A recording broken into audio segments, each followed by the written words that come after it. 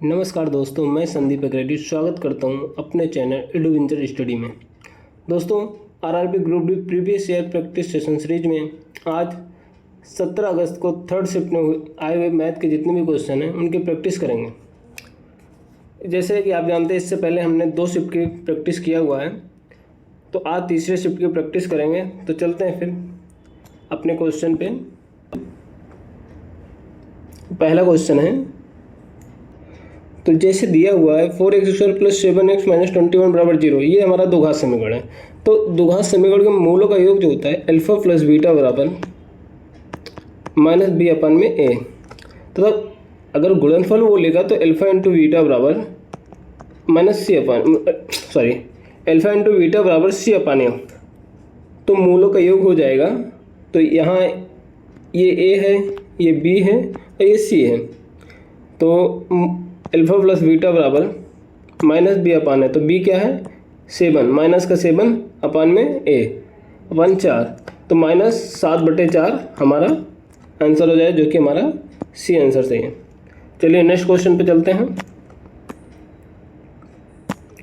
अगला क्वेश्चन है, तो 0.16 बार प्लस 0.15 बार माइनस का 0.13 का बार। अब इसको कैसे करें? जैसे पॉइंट को हटाएंगे तो 16 और माइनस में जिसके ऊपर बार नहीं है उसको हटा देंगे।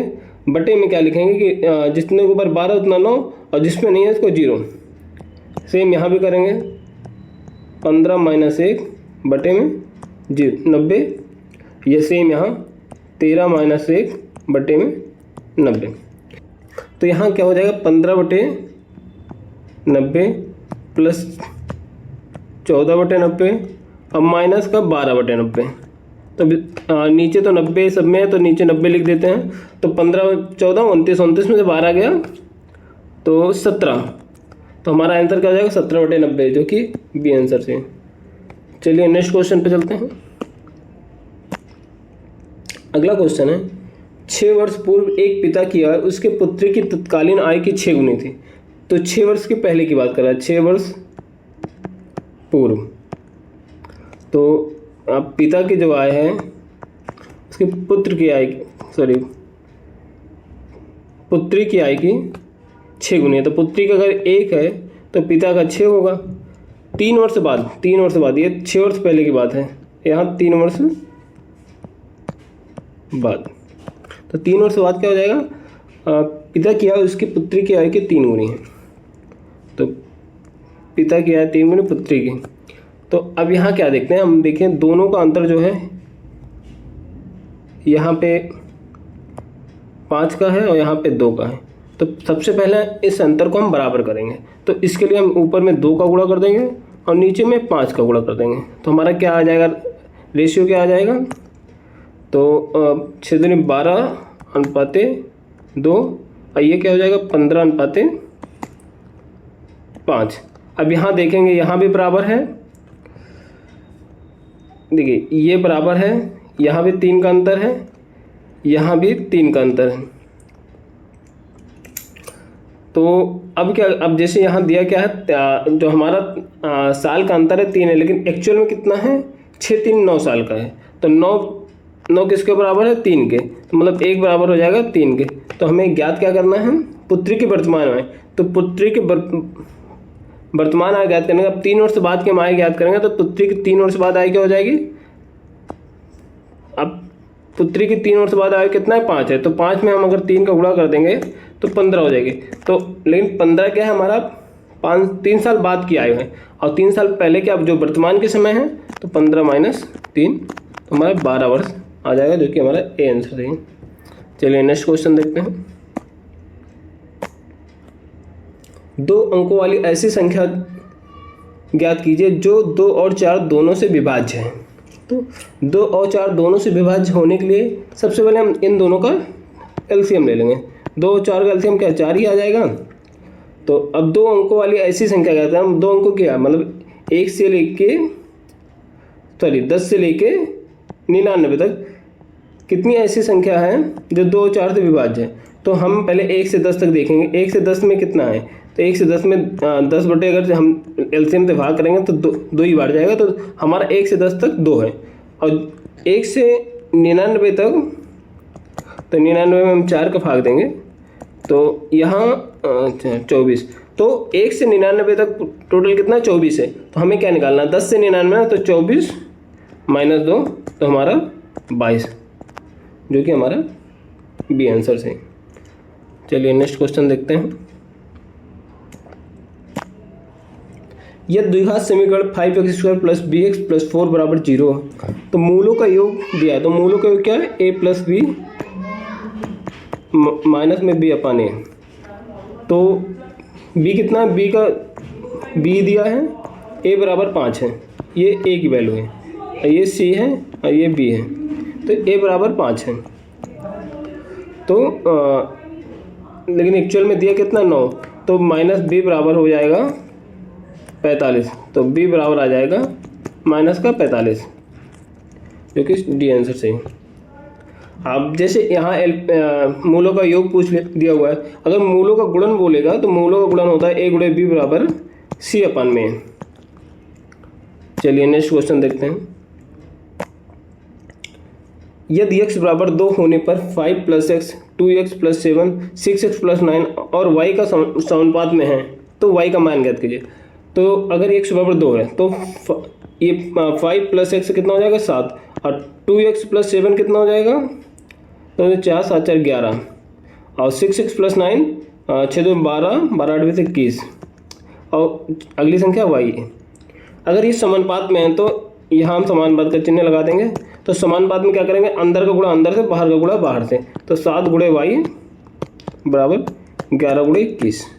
तो y बराबर क्या हो जाएगा 11 गुणे 21, अब बटे में 7, 7 त्रिका 21, तो 11 त्यां 33, तो y का मान कितना आ गया 33, जो कि ए सही है। चलिए नेक्स्ट क्वेश्चन देखते हैं। बैंकेट ने एक पुराना स्कूटर खरीदा और इसकी मरम्मत पर क्रय मूल्य के 10% के बराबर राशि खर्च की। उसने स्कूटर को 2200 के लाभ पर बेचा। यदि उसे 20% का लाभ हुआ तो उसने मरम्मत पर कितना खर्च किया। तो यहाँ क्या कह रहा है 20% का लाभ हुआ है, तो 20% का लाभ अगर हो रहा है तो 20% का अगर लाभ हो रहा है तो 20% को हम अगर रेशियो में करेंगे तो कितना आएगा 1/5। तो मतलब कि 5 के अगर हमारा क्रय मूल्य 5 था तो 1 का लाभ हुआ, लेकिन यहाँ 1 का लाभ ना होके यहाँ 2200 का लाभ हो रहा है। तो अब 5 बराबर क्या हो जाएगा 5 गुणे 2200, तो ये हो जाएगा 5 दिन पर, तो हमारा कितना आ जाएगा 11,000। तो 11,000 क्या है मरम्मत के बाद का एक क्रय मूल्य है, लेकिन ये 11,000 में मरम्मत की वैल्यू भी ऐड हुई है। तो हम अगर ये क्या कह रहा है 10% क्रय मूल्य पर 10% राशि खर्च होगी। अगर क्रय मूल्य पर उसने 10% किया तो ये इसका 110% जो है वो बराबर किसको हो जाएगा 11,000 के। तो x गुणे 110/100 बराबर 11,000।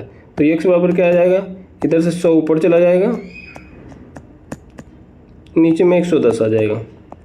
अब 110 से काटेंगे तो ये 100, तो x बराबर हो जाएगा 1,000। ये हमारा शुरुआती क्रय मूल्य जब उसने मरम्मत नहीं करवाया था। तो मरम्मत करवाने के बाद कितना है 11,000। अब मरम्मत के पहले कितना था 10,000, तो मरम्मत पे कितना खर्च हो गया उसने 1,000 रुपया, तो जो कि हमारा बी आंसर सही है। चलिए नेक्स्ट क्वेश्चन देखते हैं। एक साड़ी को 11 दिनों में, बी उसे 20 दिनों में और सी उसे 55 दिनों में पेंट कर सकता है।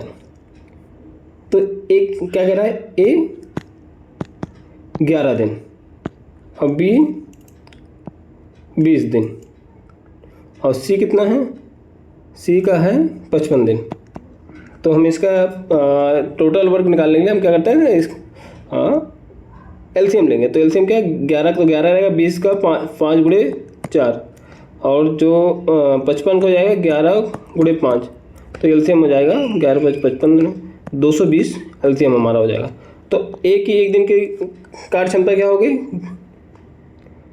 तो 11 दूनी 20 हो जाएगा। और बी का हो जाएगा 11 और सी का आ जाएगा 4, तो ये हमारा ABC की कार्यक्षमता आ गई। अब आगे क्या दिया है, यदि स्वतंत्र रूप से काम करते हैं, यदि कार्य पूरा होने तक प्रत्येक विषम संख्या वाले दिन पर B द्वारा A की सहायता की जाती है। प्रत्येक विषम मतलब पहले दिन एक जो विषम है तो पहले दिन क्या करेगा, A की सहायता जो है वो B करेगा, मतलब A प्लस B काम करेंगे। और प्रत्येक सम संख्या वाले दिन C द्वारा A की सहायता की जाती। तो प्रत्येक सम संख्या मतलब 2, 4, 6 जो भी है, तो उसमें A की सहायता कौन करता है, C करता है। तो मतलब पहले दिन कितना काम होगा, A प्लस B मतलब 20 प्लस 11 बराबर 31 काम होगा। अब A प्लस C 20 प्लस 4 24 काम होगा। ठीक, तो अब क्या कर, अब दोनों अगर 1 और 2 मतलब 1 दिन और 2 दिन का काम कितना हो जाएगा, 2 दिन का काम हो जाएगा हमारा। तो 31 4 35 55, तो ये 55 जो है 2 दिन का काम है, 2 दिन का। तो अगर 55 को 4 से मल्टीप्लाई करेंगे तो टोटल काम हमारा 220 हो जाता है। तो 2 को भी 4 से मल्टीप्लाई करें मतलब 8 दिन में टोटल काम होगा, जो 8 की जो कि हमारा बी आंसर से है। चलिए नेक्स्ट क्वेश्चन देखते हैं। यदि निम्नलिखित समीकरण में माइनस और गुणे के स्थान परस्पर बदल दिए जाते हैं तथा भाग और प्लस के स्थान परस्पर बदल दिए जाते हैं तो समीकरण का मान क्या आएगा। तो भाग आपस में प्लस से बदलेगा, तो भाग को प्लस कर देंगे 6 प्लस 16 और गुणे को माइनस से माइनस का 4, भाग को फिर से प्लस से माइनस को गुणे से गुणे 8 और प्लस को भाग से भागे 2 और गुणे को माइनस से -7। तो सबसे बॉर्ड में रूल क्या कहता है, सबसे पहले डिवाइड को सॉल्व करते हैं, भाग को। तो यहाँ आ जाएगा 2 को जब 8 में डिवाइड करेंगे तो 4 आ जाएगा। अब ये 16 6 22 माइनस का 4 प्लस 9 गुणे 4 माइनस का 7। अब इसके बाद 9 चौक 36, ये 36 आ गया। और यहाँ 22 18 प्लस का 36 माइनस का 7, तो -7 29 10 39 8 47, जो कि हमारा सी आंसर सही है। चलिए नेक्स्ट क्वेश्चन देखते हैं। राम की आयु 55 वर्ष है और सोम की आयु 25 वर्ष है। कितने वर्ष पहले राम की आयु सोम की आयु के 3 गुनी थी। अब राम की क्या 55 दिया है और सोम की 25, तो कितने वर्ष पहले मतलब कि अगर इसको x वर्ष पहले मान लें तो दोनों में x हमने घटा दिया, तो x वर्ष पहले मैंने मान लिया कि राम की आयु सोम की आयु के 3 गुनी थी। मतलब राम की आयु और सोम की आयु कितने 25 माइनस x का 3 गुना जो है वो राम की आयु के बराबर है, 55 माइनस x के बराबर है। अब इसको हम सॉल्व करेंगे, 25 से 75 का माइनस 3x बराबर 55 माइनस का x। अब 3x को उधर ले जाएंगे और 55 को इधर लाएंगे तो 55 या 20 और ये उधर जाएगा तो प्लस का 2x, तो x बराबर हमारा आ जाएगा 10। मतलब 10 साल पहले राम की आयु जो सोम की आयु के 3 गुनी थी, जो कि सी आंसर है। चलिए नेक्स्ट क्वेश्चन देखते हैं। 18.5 सेंटीमीटर गुणे 12.5 सेंटीमीटर गुणे 10 सेंटीमीटर विमाओं वाले एक घनाभ को सभी तरफ से पेंट किया जाना। पेंट किए जाने वाले भाग का क्षेत्रफल ज्ञात कीजिए। तो पेंट किए जाने वाले भाग का क्षेत्रफल क्या होगा, हमारा घनाभ का जो है सरफेस एरिया तो हम निकालना है। तो घनाभ का सरफेस एरिया क्या होता है 2 × LB प्लस में BH प्लस में HL। अब यहाँ मान रख देंगे 2 बार, L का मान 18.5 गुणे B का मान 12.5 प्लस B 12.5 गुणे 10 प्लस 10 गुणे 18.5। अब इसको हम सॉल्व करेंगे तो 2 गुणे 18.5 गुणे 12.5 हमारा आ जाएगा 231.25 प्लस 125 हो जाएगा, ये प्लस 185 हो जाएगा। जब हम इसको जोड़ेंगे तो आ जाएगा 2 गुणे 541.25, तो हमारा फाइनल आंसर कितना आ जाएगा 1082.5 सेंटीमीटर स्क्वायर, जो कि हमारा सी आंसर सही है। चलिए नेक्स्ट क्वेश्चन देखते हैं। प्रत्येक 14 सेंटीमीटर लंबी भुजा वाले एक समबाहु त्रिभुज का क्षेत्रफल ज्ञात कीजिए। समबाहु त्रिभुज का क्षेत्रफल क्या होता है? √3/4 भुजा स्क्वायर, यह हमारा समबाहु त्रिभुज का क्षेत्रफल है। तो √3/4 गुणे में भुजा कितना? 14 सेंटीमीटर, 14 गुणे 14, तो 4 से हम डिवाइड करेंगे, ये 2 से जाएगा, 2 से 14, 2 से 14, 7 सतह 49 √3 सेंटीमीटर स्क्वायर, जो कि हमारा सी आंसर सही है। ठीक है, नेक्स्ट क्वेश्चन देखते हैं। दो संख्याओं का महत्तम समापवर्तक 7 है, उनका लघुत्तम समापवर्तक 434 है। यदि इनमें एक संख्या 14 है तो दूसरी संख्या ज्ञात कीजिए। तो ऐसे क्वेश्चन में क्या करते हैं? पहली संख्या गुणे दूसरी संख्या बराबर में एलसीएम गुणे एचसीएफ। तो हमारा पहली संख्या क्या दिया? 14 दिया है, और दूसरी संख्या हमें निकालना है, और एलसीएम भी कितना दिया है? 434 गुणे में एचसीएफ कितना दिया? 7। अब दूसरी संख्या क्या हो जाएगी हमारी? 434 गुणे में 7/14, तो 7 दूनी 14, अब 2 से 2 दूनी 4, 2 1 2, 2 7 14, तो दूसरी संख्या हमारी 217 आ जाएगी, जो कि हमारा सी आंसर सही है। चलिए नेक्स्ट क्वेश्चन देखते हैं। एक दुकानदार किसी वस्तु को 14% हानि पर बेचता है, ठीक। यदि विक्रय मूल्य 100 रुपये की वृद्धि होती है तो उसे 6% का लाभ होता है। तो 14% हानि बेच रहा था, 100 रुपया बढ़ाया तो उसको 6% का लाभ होने लगा, मतलब 14 6 20, तो 20% बराबर हो जाएगा 100 रुपये। तो हमें क्रय मूल्य निकालना, क्रय मूल्य क्या होता है? 100% होता है, तो 100% बराबर 100 गुणे 5, तो क्या हो जाएगा? 500। हमारा क्रय मूल्य 500 हो जाएगा, जो कि हमारा ए आंसर से है। चलिए नेक्स्ट क्वेश्चन देखते हैं। यदि प्लस का अर्थ माइनस, माइनस का अर्थ भाग, और भाग का अर्थ गुणा है, और गुणे का अर्थ प्लस है, तो हम सीधे चेंज कर देंगे। 25 गुणे में, गुणे का अर्थ क्या था? गुणे का अर्थ प्लस 35, और माइनस का अर्थ भागे, भागे 5, और प्लस का अर्थ माइनस, माइनस का 7, और भागे का अर्थ गुणा, गुणे 2। तो सबसे पहले हम क्या भागा करते हैं, तो 5 से अगर 35 मिटाए 5 7 35, तो 25 + 7 माइनस का 2, उसके बाद गुणा करते हैं। माइनस का 7 गुणे 2 है, तो 7 दूनी 14, तो 25 7 32 माइनस 14, तो हमारा आंसर कितना आ जाएगा? 18, जो कि हमारा डी आंसर सही है। ठीक है, नेक्स्ट क्वेश्चन देखते हैं। नीचे दी गई आकृति में रेखा एल एम के समांतर है, 2x + y का मान ज्ञात कीजिए। तो ये सबसे पहले x का मान निकाल लेंगे। तो x का मान क्या होगा? अगर दो समांतर रेखाएं हैं, उसमें उसका कोई तिर्यक रेखा है, तो उसके इंटरनल कोण का योग 180 अंश होता है। मतलब क्या? ये आंतरिक कोण का योग जितना भी है, तो जैसे 105 + x बराबर 180 हो जाएगा। तो x बराबर क्या हो जाएगा? हमारा आ जाएगा 75। अब y से y का निकाल लेंगे, तो ये देखिए, ये वाला कोण जो है और ये वाला कोण वो एक आंतर कोण है, तो ये भी 60 अंश का होगा। और अगर ये 60 है और ये पूरा 180 है, तो y का मान कितना हो जाएगा? 180 माइनस का 60, तो बराबर 120।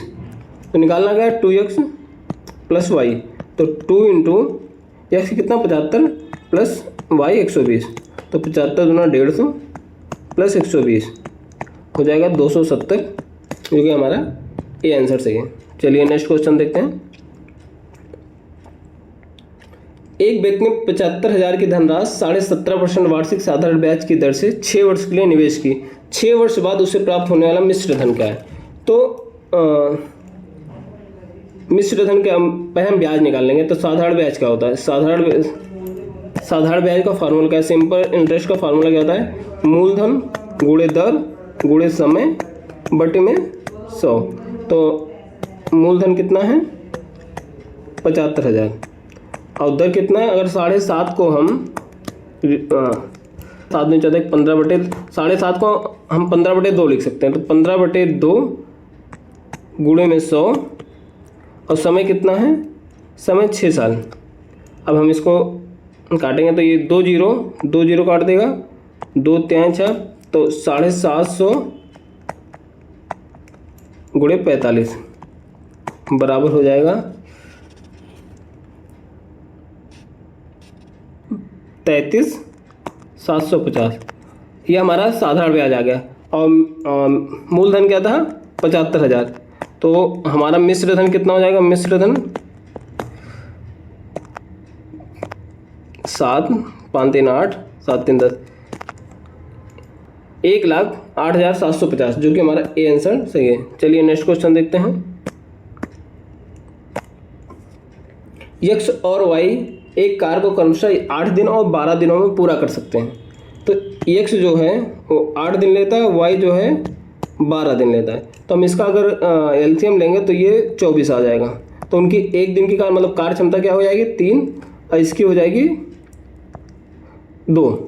ठीक, अगला, यदि वैकल्पिक एक एक दिन छोड़कर दिनों में कार्य करते हैं जिसमें x पहले दिन कार्य करता है तो दोनों उसी कार्य को पूरा करने में कितना समय लगे? तो शुरुआत किसने किया? x। तो पहले दिन x ने काम किया, अगले दिन y ने। x कितना काम किया? 3, y कितना काम किया? 2। तो 2 दिन का काम क्या हो गया? 2 दिन का काम जो हो गया 5 हो गया। तो हमें 24 काम करना है। तो 24 का नियरबढ़ हम 5 चौका 20 और यहाँ भी 4 से गुणा कर देंगे तो यहाँ 8 हो जाएगा। तो 8 दिन में 20 काम हो गया। अब अगला 9वें दिन कौन आएगा? x आएगा। तो वो एक दिन में कितना काम करता है? 3। तो 20 3 23, कुल टोटल कितना हो गया? 9 दिन। अब अगले दिन y आएगा। तो y का जो काम है, अब बचा कितना काम है? 1। अब वो उसका काम करने की कार्य क्षमता क्या है? 2 का है। तो 1/2 दिन में वो काम को खत्म कर देगा। अब अभी 9 दिन प्लस 1/2 बराबर 9 से 1/2 हमारा आंसर आ जाएगा जो कि सी सही है। चलिए नेक्स्ट क्वेश्चन देखते हैं।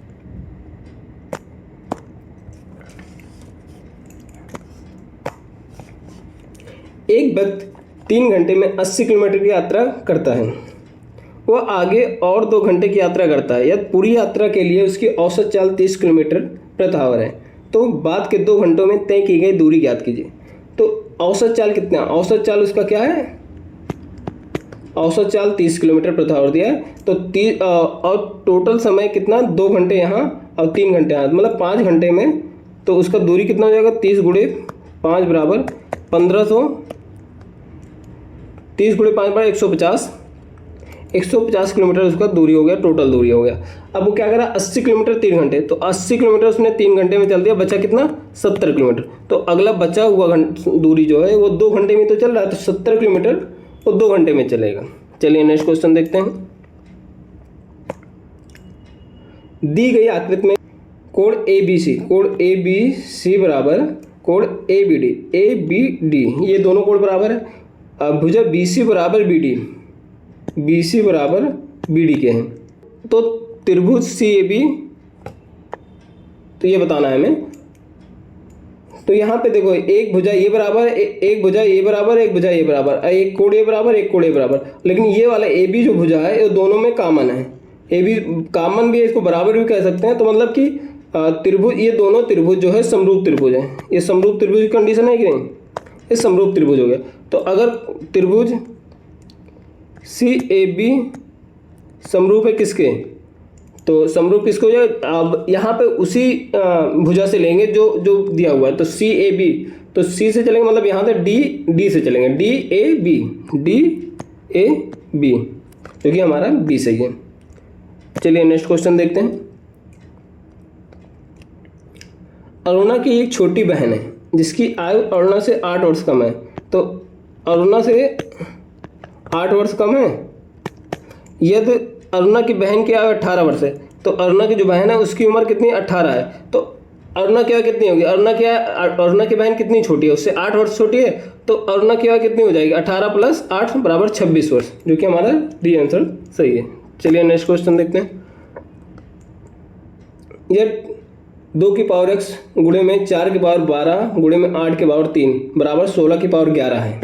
ठीक, तो सबसे पहले सबको 2 की पावर में तोड़ लेंगे। 2 की पावर x गुणे में 2 की पावर 2 की पावर 12 गुणे में 2 की पावर 3 की पावर 3 और 16 को 2 की पावर 4 की पावर 11। अब 2 की पावर x गुणे में 2 की पावर 12 दूनी 24 गुणे में 2 की पावर 3 त्रिका 9 बराबर 2 की पावर 11 चौक 44। अब ये आधार बराबर है तो घाते जुड़ जाएंगे, तो 2 की पावर कितना हो जाएगा 24 9 33 प्लस में x बराबर 2 की पावर 44। तो अगर बेस बराबर है तो बराबर के अगर दोनों बराबर बेस हैं तो घाते बराबर हो जाएंगे। 33 प्लस x बराबर 44, तो x बराबर क्या हो जाएगा 11, जो कि हमारा बी आंसर सही है। चलिए नेक्स्ट क्वेश्चन देखते हैं।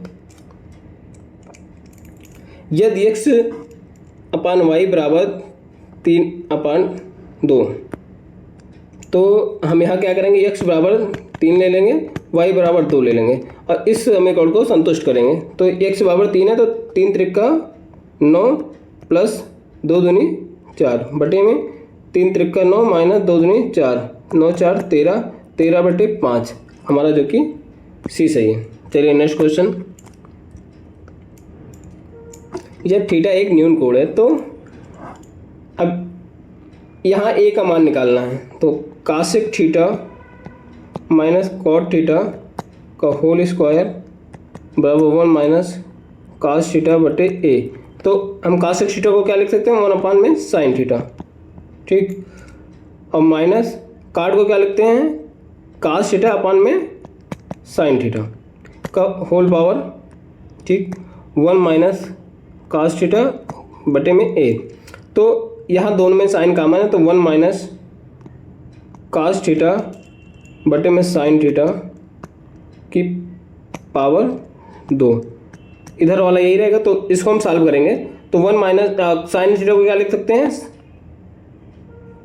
1 माइनस कास थीटा का होल स्क्वायर बटे साइन स्क्वायर थीटा, ठीक। अब 1 माइनस कास थीटा का होल स्क्वायर में बटे में साइन थीटा को क्या लिख सकते हैं 1 माइनस कास स्क्वायर थीटा, ठीक। अब हो जाएगा 1 माइनस कास थीटा गुणे 1 माइनस कास थीटा बटे में इसको तोड़ देंगे तो 1 minus cos theta 1 plus cos theta, तो 1 माइनस कास थीटा कट गया। अब उधर क्या साइड बचा है 1 माइनस कास थीटा बटे में 1 प्लस कास थीटा बराबर में 1 माइनस कास थीटा बटे में, तो 1 minus cos theta 1 minus cos theta कटेगा तो ए बराबर आएगा 1 प्लस कास थीटा, जो कि हमारा सी आंसर सही है। चलिए नेक्स्ट क्वेश्चन देखते हैं।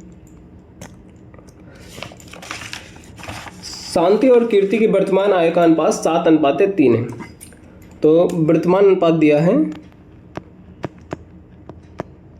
7:3, ठीक।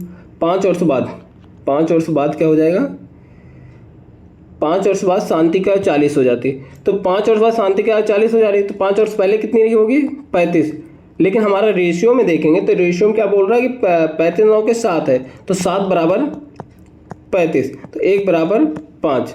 अब निकालना क्या है 5 वर्ष के बाद कीर्ति की आय, तो 5 वर्ष वर्तमान में कीर्ति की आय कितनी है 3, तो 3 गुणे 5 बराबर 15। अब 5 साल बाद कितना हो जाएगा 15 प्लस 5 बराबर 20, तो हमारा 20 साल आएगा कीर्ति का आय, जो कि ए सही है। चलिए नेक्स्ट क्वेश्चन देखते हैं। एक व्यक्ति 100 मिनट तक 200 मीटर प्रति मिनट की चाल से चलता है और 50 मिनट तक 70 मीटर प्रति मिनट की चाल से चलता है। 20 मीटर प्रति मिनट की चाल से चलेगा तो 100 मिनट कितना चलेगा 20 गुणे 100 बराबर 2000 मीटर चलेगा। अब अगर 50 मिनट में 70 की स्पीड से चल रहा है, 70 गुणे 50 बराबर 3500 मीटर चलेगा, तो कुल चली दूरी कितना हो गया 5500 मीटर, ठीक।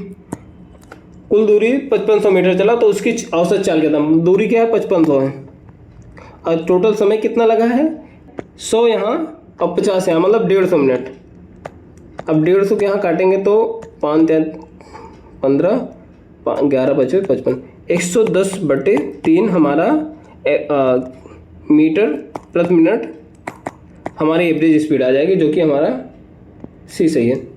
चलिए नेक्स्ट क्वेश्चन देखते हैं। यदि a अनुपात b बराबर 2:3 और B अनुपात C बराबर 3:4, तो A अनुपात B अनुपात C का मान।